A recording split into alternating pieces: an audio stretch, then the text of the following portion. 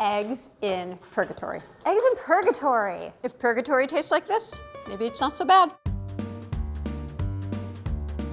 Hi, I'm Melissa Clark, and we are here in the NYT Cooking kitchen studio to make eggs in purgatory. Purgatory refers not to the soul of the eggs themselves, but the eggs are cooked in a very spicy, chili flavored sauce. It's a traditional dish in Italy, pretty much like a marinara sauce. It's garlic, tomatoes, the red chili makes it very spicy and robust. I put a little anchovy in there just for that depth and an umami flavor because I love anchovies and I will put them anywhere. If you love eggs and you love a lot of flavor with your eggs, this is a dish that you want to put into your repertory. It is so easy, it is very fast. You can have it for breakfast, it's a fantastic brunch, and I love it for a light dinner, especially with some crusty bread to just get in there and scoop everything up.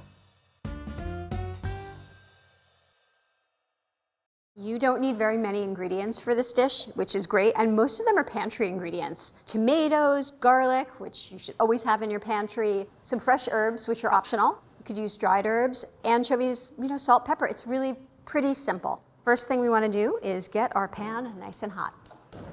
So you have to have a pan with a tight fitting cover for this dish because the eggs are going to steam in the sauce and you need to trap that steam. So if you don't have that, just make sure you have something that's going to fit over nicely so that the steam stays in. Always want to heat your pan before you add your oil.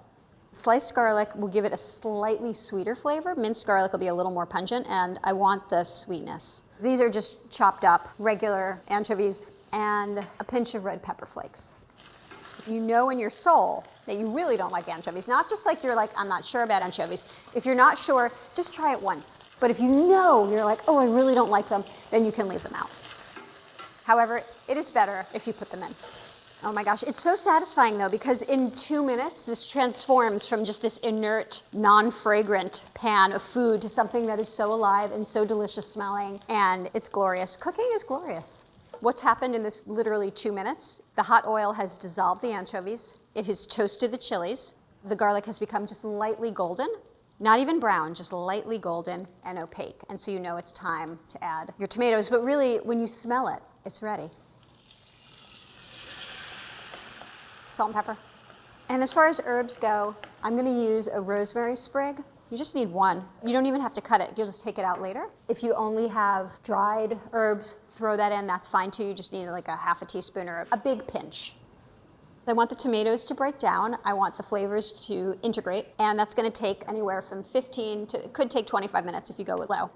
You could make all of the sauce ahead of time. I like to make the sauce the day before, throw it in the fridge. The next day, just heat it up. When it's bubbling, I'll throw my eggs in. Instant gratification. This dish is so wonderful if you have some grilled or toasted bread to just get in there and get all the sauce. So I'm gonna slice up my bread and I'm gonna get it all ready so that eggs and toast are ready at the same time. That's always the thing about when you're making breakfast, right? How to get your eggs and your toast ready at the same time and your coffee hot. If you can do that, then you are a brilliant cook already. This is just simmering on low heat or medium low. You just want a nice active simmer. We're just gonna leave that and let it do its thing, and we're gonna make the toast.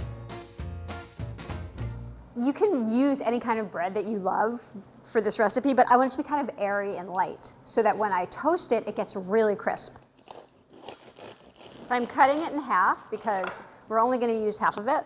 And then you just want it nice thick slices. That's beautiful. See how it's all airy?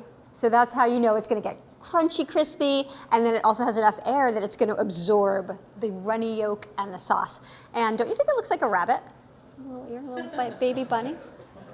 Also, if you're not a bread person, think of this for dinner over rice, and the rice will absorb that runny yolk. Yum. I mean, it's great on its own, all by itself. You actually don't need anything. Just eat it with a spoon in a soup bowl. It's so good. So bread is ready for toasting.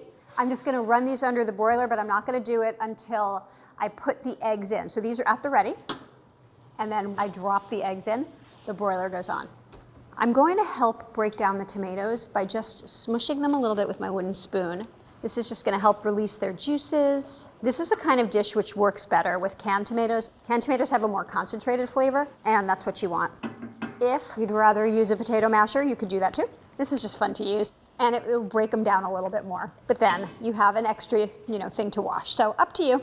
So do you see how this looks just like a marinara sauce? That's when you know that it's ready. The tomatoes have broken down, I mean, not completely. They're a little chunky, but they're very soft. You can see that the oil is separating a little bit. That's another sign that this is ready. And now I'm gonna add some butter just to make it a little bit richer, because why not? And some Parmesan cheese, again, for richness and for umami. And another little bit more of the chili flakes, which again, you don't have to do. If you want to keep it on the milder side, skip that step.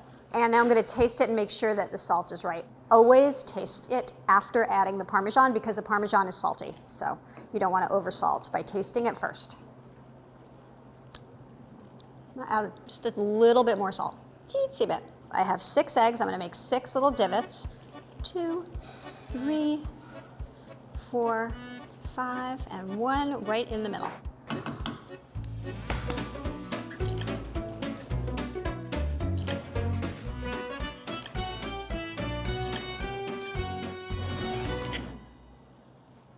Now you want to just cover the pan, and this is going to take about 2 to 3 minutes. If you need more eggs in here, just add some more eggs. It's fine. Like if you're serving 4 people and you know that you need 8 eggs, throw another 2 eggs into the pan. It's going to be perfectly fine. Keep checking it. It's not going to hurt it to take the top off and to cover it again, so don't worry about that. It's going to take another minute or 2 because the whites really do need to become opaque, and those yolks are very, very runny. Just let that do its thing.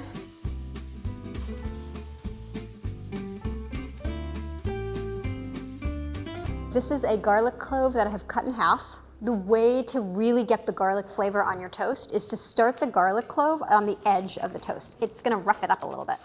You can see how the garlic is dissolving a little bit, and it's just flavoring the toast, releasing all of its oils. Even the little baby guy. And I'm gonna just put a teeny bit of olive oil on. And again, I'm putting the olive oil on after I toasted it. See, it got a beautiful color without any fat on it at all. You can skip this step if you don't want the olive oil on it. I like it very rich. And then a little bit of salt. Like this crostini, just like this, is so good. It's gonna be even better when you dunk it in a sauce. We have some action going on here. So you see how the whites are opaque, except for that guy. I'm gonna move him a little bit into the center. And they're starting to cover the yolks. It's still very runny, but that's okay. I'm still gonna give this 1 more minute though, because I want the whites to just firm up a little more. All right, so these guys are coming with me. They are ready, and I'm gonna let these cook 1 more minute. Oh yeah, that's perfect.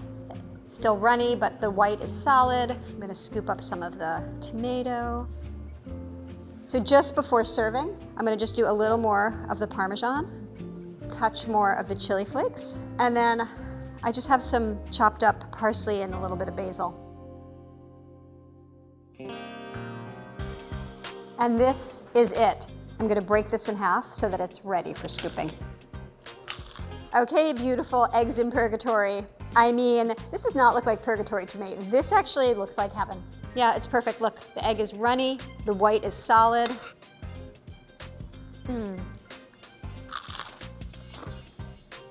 This is exactly how I like it. It's just spicy enough, just a little bit of heat on my tongue, but not overwhelming. The egg was runny, the toast was crunchy. The sauce is really flavorful. It's a little bit sweet because of the garlic and the tomatoes. You can't taste the anchovy, it's just adding a depth and an umami flavor. It just all comes together. It's just such a nice, easy dish. Why don't I make this all the time? You can find this recipe at NYT Cooking.